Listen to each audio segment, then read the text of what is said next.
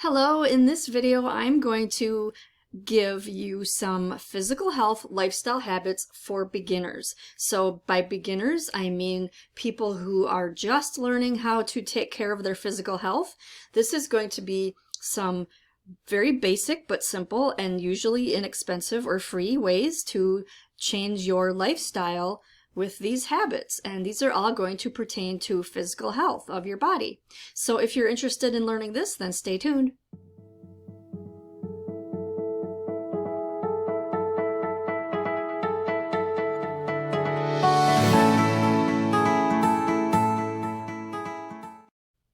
All right, let's get right into this video. So this video is going to be organized by each category of physical health lifestyle habits. And then in each category, I'm going to explain a little bit about what each of those mean. So the first one we're going to talk about is sleep. Most people need 7 to 9 hours a night. So this can vary depending on your body type and your schedule, of course.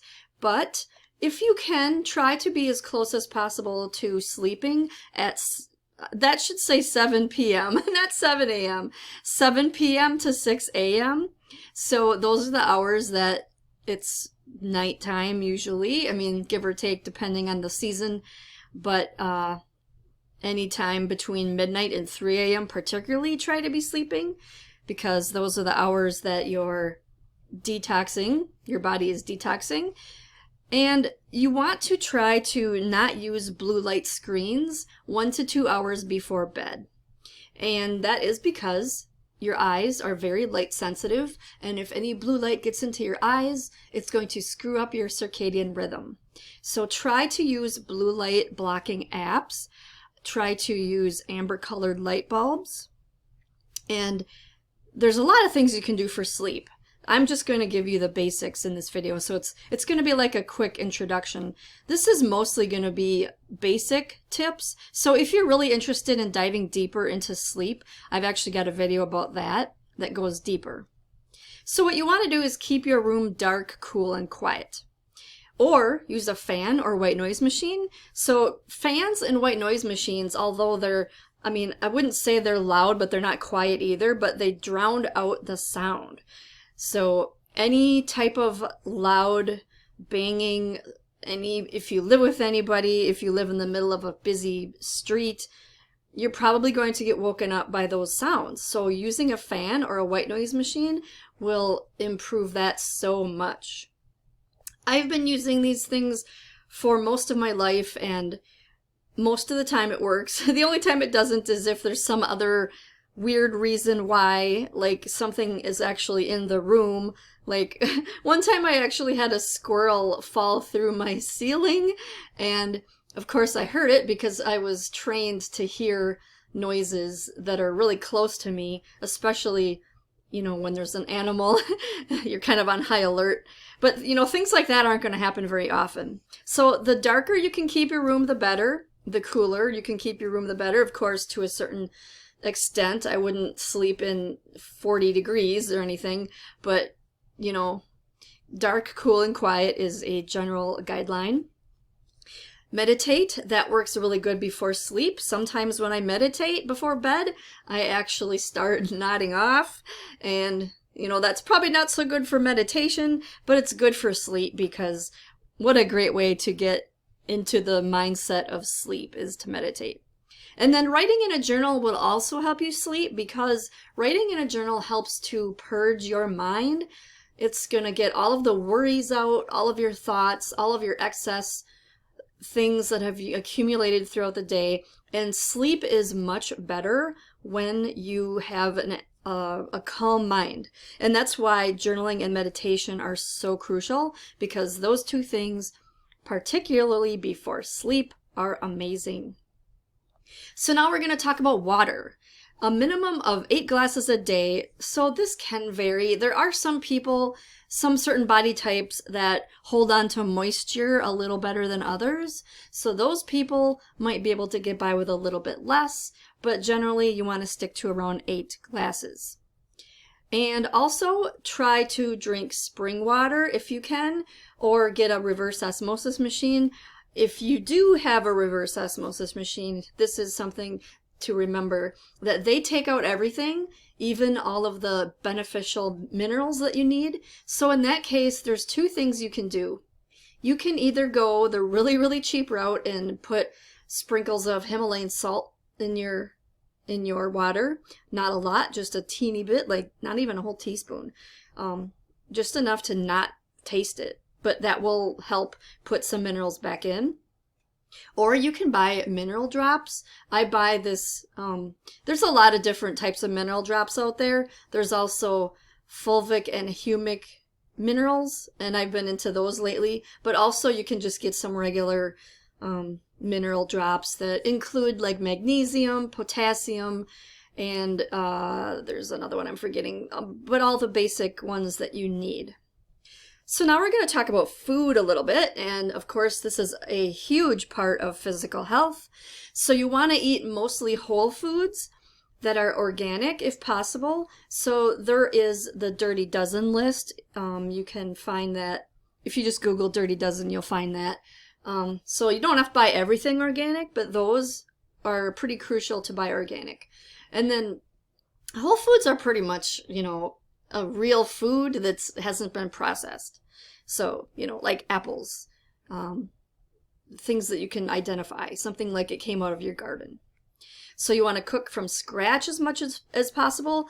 And this is because when you're cooking from scratch, you're not adding all of the extra sodium, all of the MSG, all of those things that enhance flavor that restaurants add.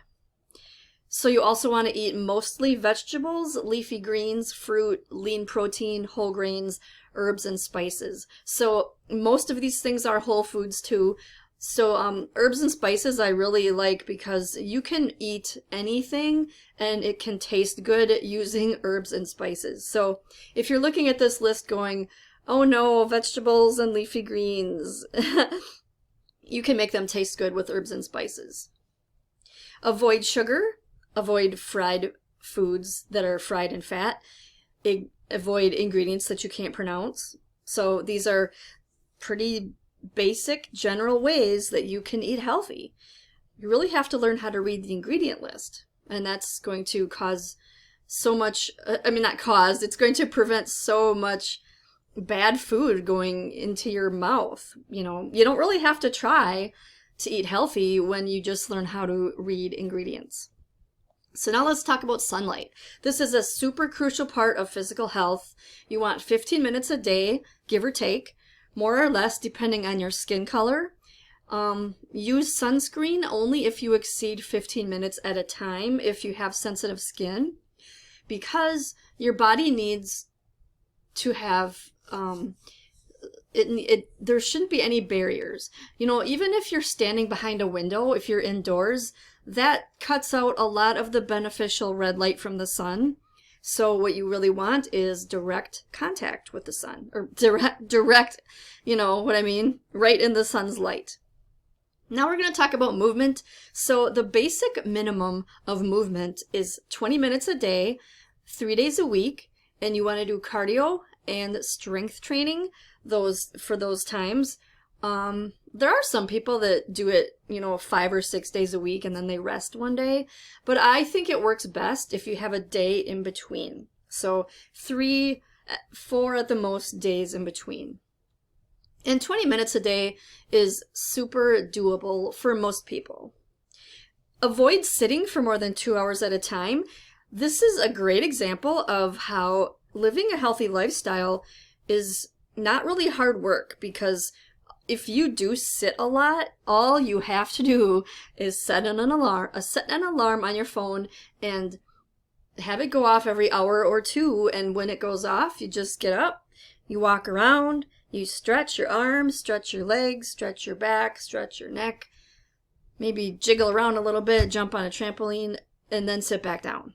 So you just really want to avoid staying stationary for that length of time. So if you work at a desk all day long, if you can, try to get up every couple hours.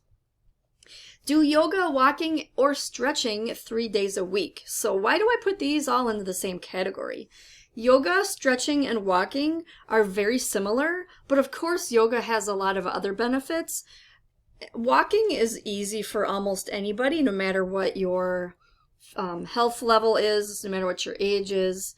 And stretching is really good because stretching is something that helps prevent muscle injuries, but stretching is also good just for flexibility. So this says 3 days a week, but honestly, the things in this little section here can be done every day. I personally, I've gone back and forth with yoga as far as how often I do it. I used to do it every day, and then I started doing it every other day. And sometimes I fall off the wagon and I don't do it for like a week or two, but that's rare occurrences. I usually do it every other day. But as far as walking and stretching, those are things that I do every day. So now let's talk about air. You probably never thought about air quality when it comes to your physical health. But you need 20 minutes of sunlight and fresh air every day if possible. So this is the killing two birds with one stone. When you get outside every day for your sunlight, you're also getting fresh air. Buy some air purifying indoor plants. There's a lot of indoor plants that are good for this. And I have a list of all of those plants on my website. I have I can't remember which blog post it was, but you can also Google it. You can Google air purifying indoor plants and you'll see a lot of them. Or you could use an air purifier or humidifier. These are really good things for, particularly if you live in the winter, if you live in the north in the winter, because you can't get outside as much. The air is stuffy from not being able to open your windows, and in the winter the air is super dry. So that's why having a humidifier would be a great idea. So that is the end of this checklist of foundations of physical health. If you want to have a physical copy of everything I talked about in this, I actually have some free printables available on my website where you will get this checklist along with a checklist for mental health, a checklist for spiritual health, and then a holistic lifestyle assessment and body, mind, and soul goals. So it's like a little package of printables that you get. The link will be in the description so you can sign up for that. And in the meantime, if you want to watch some more healthy lifestyle videos, I've got a lot of them here for you. So have fun, binge watch those, and be sure to subscribe. And thank you so much for watching.